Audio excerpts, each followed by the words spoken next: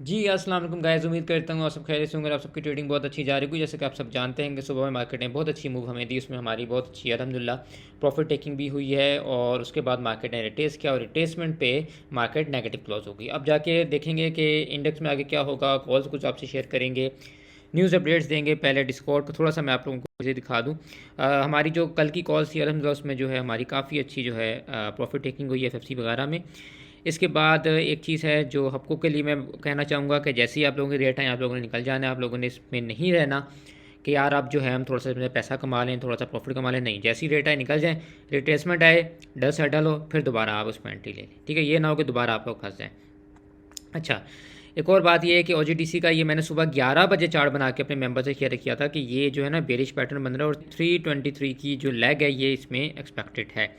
ठीक है, और आप देख सकते हैं कि उसके बाद ये उसी तरह लेग को फॉलो करते करते नीचे आया और अल्हम्दुलिल्लाह आप देख सकते हैं कि एक्जैक्ट हमारा जो चार्ट था उसको प्ले किया और 323 की इसने आगे नीचे लेग लगा दी। ठीक है, इस तरह से टेक्निकल होते हैं, इसकी बेस पे हम आपसे बात बता रहे होते हैं। अच्छा, एक और बात आप लोग याद रखें कि अभी ओजीडीसी नहीं लेना। मैंने बाई कॉल शेयर की है, जिस तरीके से मैंने बाई कॉल शेयर की है हम जाएंगे जाके भी आपसे डिस्कस करेंगे उस तरह से आपने इसको जो है बाई करना है इंशाल्लाह। फिर इसमें आपके अच्छे प्रॉफिट होंगे। कुछ और भी कॉल्स हैं वो भी देखते हैं। पहले न्यूज़ अपडेट है वो देख लेते हैं। सिस्टम्स की बात की जाए 17% से इनके प्रॉफिट जो हैं वो इंक्रीज़ हुए हैं। जहाँ तक ईपीएस की बात की जाए वो भी इनकी अच्छी आई है।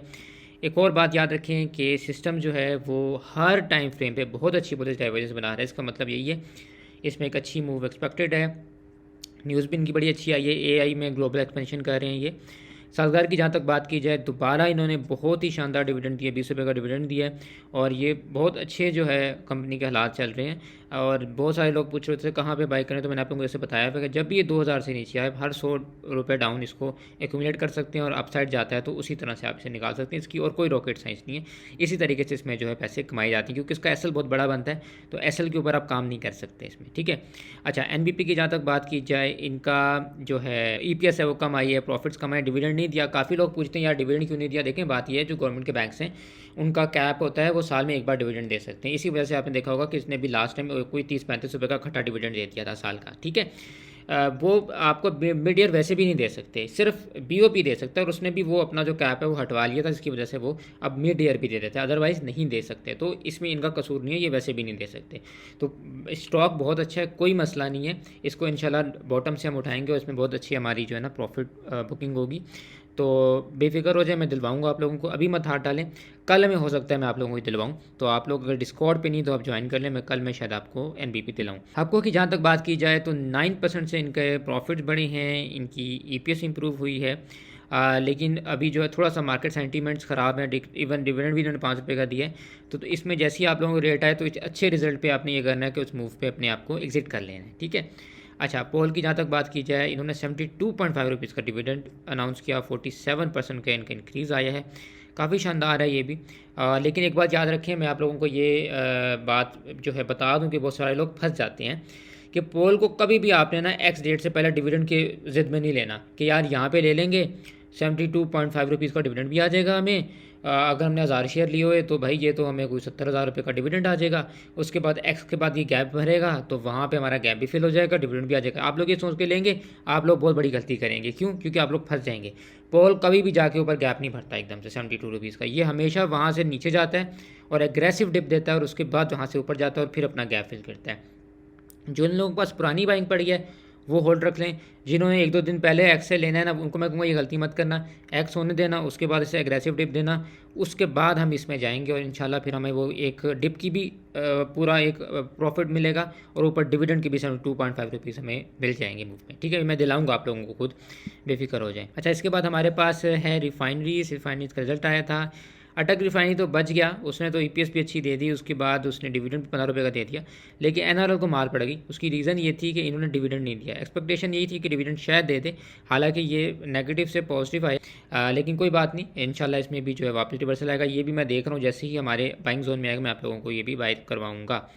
जहाँ तक बात करें इंडेक्स की तो 47 पॉइंट मार्केट ने निकाले, 177,322 की मार्केट ने क्लोजिंग दी। अब चलते हैं इंडेक्स पे। जी जनाब, जहाँ तक बात इंडेक्स की जाए तो देखिए मसला कोई भी नहीं है।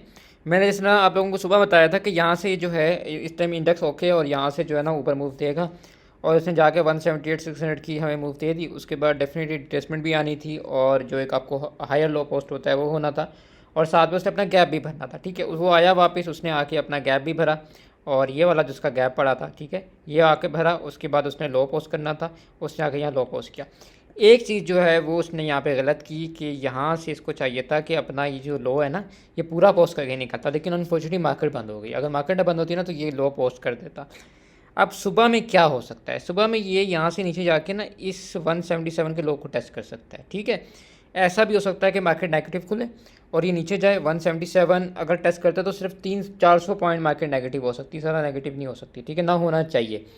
और यहाँ से जो है ना ये वापस बढ़ जाए और बढ़ने के बाद ना यूँ इस तरह ऊपर मूव दे और फर्स्ट टारगेट इसका 177 620 और उसके बाद 178 300 एंड देन 178 600 का रीटेस्ट।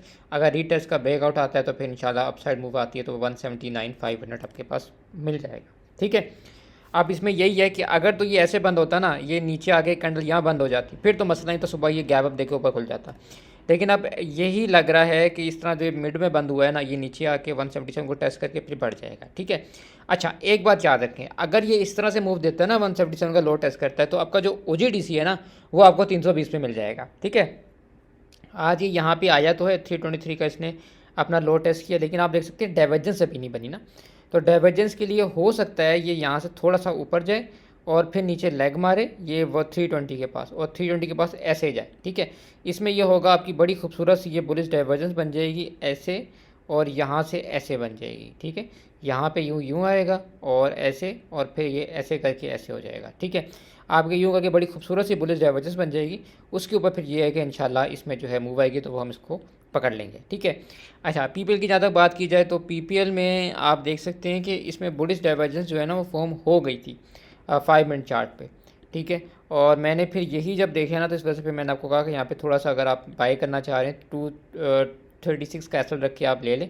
अपसाइड गया तो इंशाल्लाह ये आपको फर्स्ट टारगेट 238 एंड देन 241 जो है आपको हिट कर सकता है, ठीक है, क्योंकि इसमें इनिशियली 5 मिनट पे बन गई थी डाइवर्जेंस और PPL जो है इतना गिरता भी नहीं। लेकिन अगर यहाँ से गिरा तो हमारा एसएल जो है वो इंटैक्ट है। नीचे आया तो फिर आपके पास जो जगह बनेगी ना वो बनेगी कोई ये 232 वाली, ठीक है। फिर यहाँ पे हम इसको रीबाइंड करेंगे। जहाँ तक बात PSO की जाए तो PSO में मुझे 15 मिनट पे जो है डाइवर्जेंस नज़र आई थी और इस वजह से फिर मैंने आप लोगों को इसकी कॉल दी। ये आप देख सकते हैं कि बड़ी अच्छी सी इसमें जो है ना डाइवर्जेंस थी, बहुत स्ट्रॉन्ग तो नहीं थी, इसका मतलब ये बहुत बड़ी मूव तो नहीं दे सकता, लेकिन आपको जो इंट्राडे होती है वो करवा सकता है ये, ठीक है। अगर ये लो नहीं तोड़ता ना अपना तो आपने एक तो आपने इसको इस तरह से लेना है, ठीक है, कि बाय 1 बाय 2 करना है। बाय 1 अगर आप यहाँ पे कर रहे हैं ना तो बाय 2 आपका होना चाहिए इधर पे 356 357 पे, ठीक है, इस जोन पे। और 355 का आपका एसएल बनता है।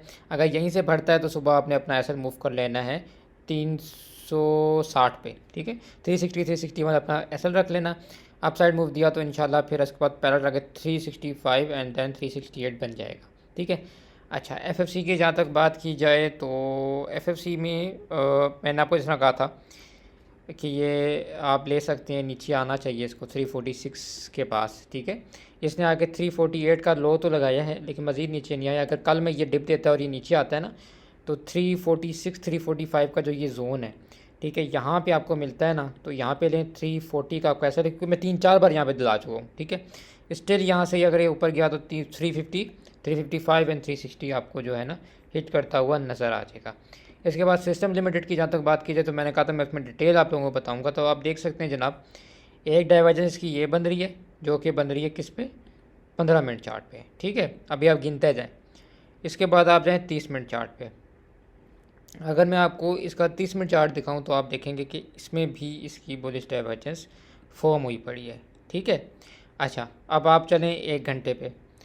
1 घंटे में भी आप देखें कि इसकी बुलिश डाइवर्जेंस जो है वो फॉर्म हुई हुई है, ठीक है, ये आप देख सकते हैं।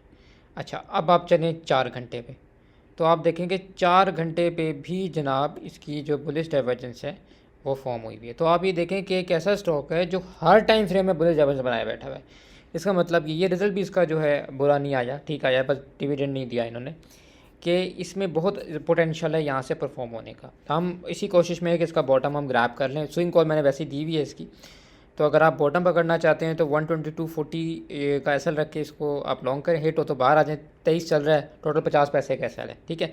अदरवाइज स्विंग करनी है तो आप करंट पे भी ले सकते हैं। इसके अलावा 120 110 और 100 मेजर सपोर्ट जोन्स हैं, इनमें आप एक्यूमुलेट कर सकते हैं। ये शॉर्ट सी वीडियो थी, मैंने कहा थोड़ा सा मैं आप लोगों को इंडेक्स की अपडेट दे दूँ और कुछ बाय कॉल शेयर कर दूँ।